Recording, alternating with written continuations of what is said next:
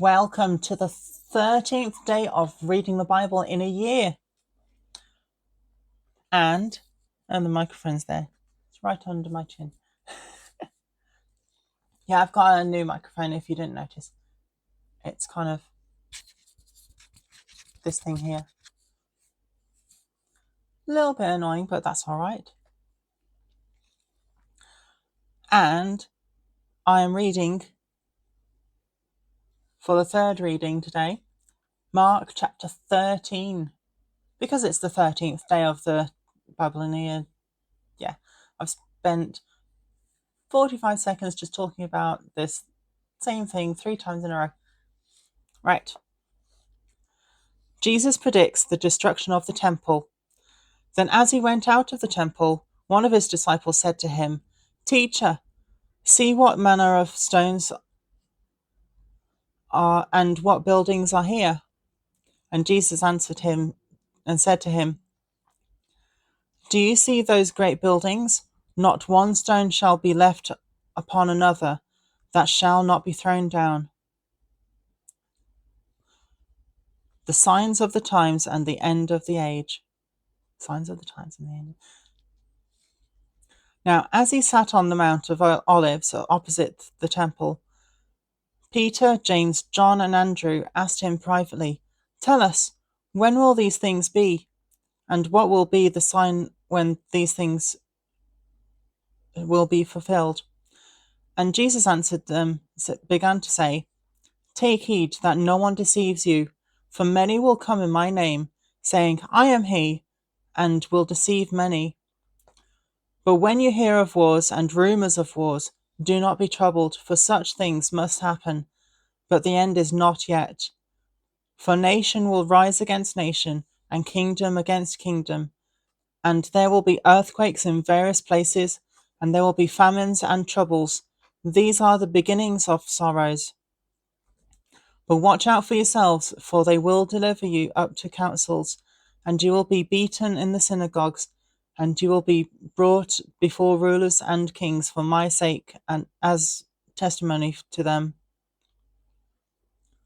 And the gospel must first be preached to all the nations. But when they arrest you and deliver you up, do not worry beforehand or premeditate what you will speak, but whatever is given to you in that hour, speak that.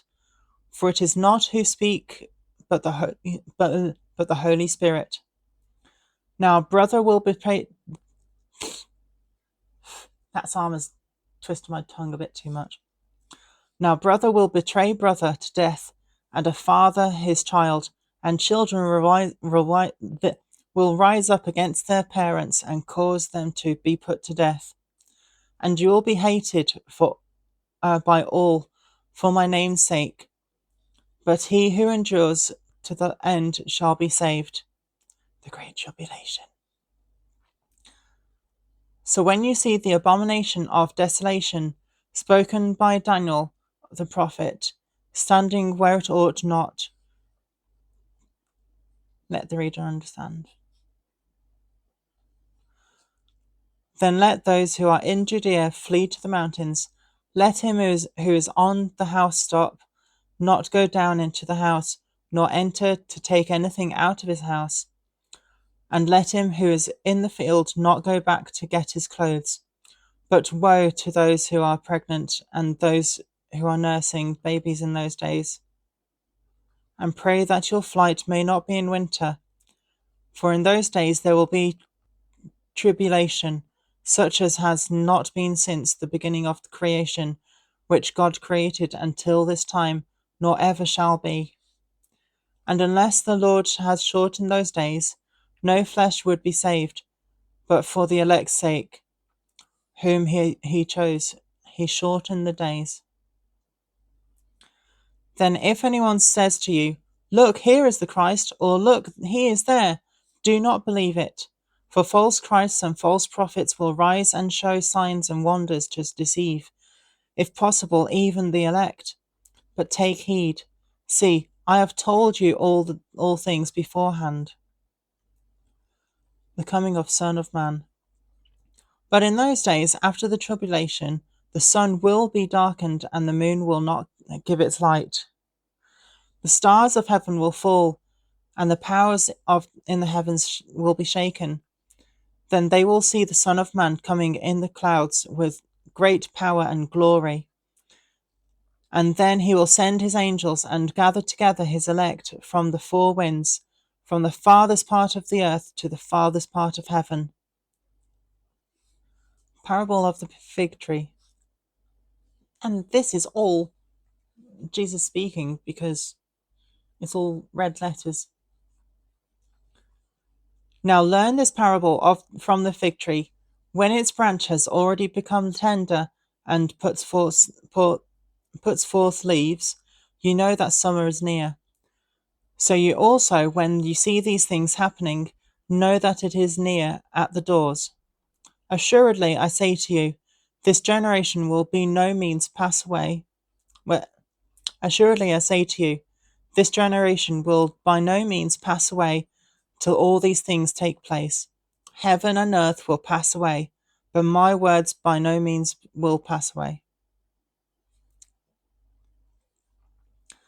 No one knows the day or hour. Hot chocolate with marshmallows.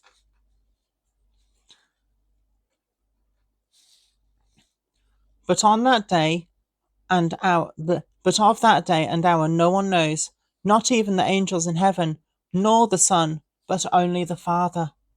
Take heed, watch and pray, for you do not know when the time is.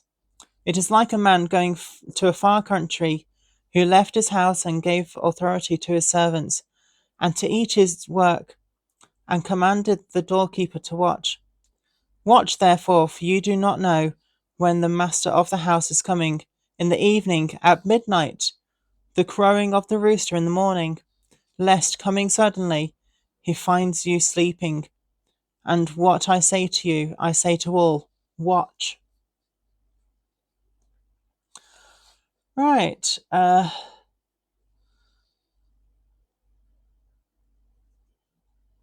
That was about the end times, which lots of people think that we're in the end times now. I have no idea. I did spend a few good years when I was a teenager just reading the Revelations a lot. Yeah, almost every week I read Revelations. It's not a light subject at all.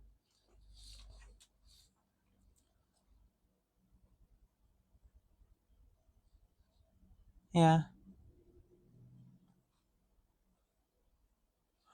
Right. That's it for today. And I'm finishing early enough to bake some cookies. So you might find me eating a cookie or two in the next day tomorrow. All right, have a good night, and I'll see you tomorrow.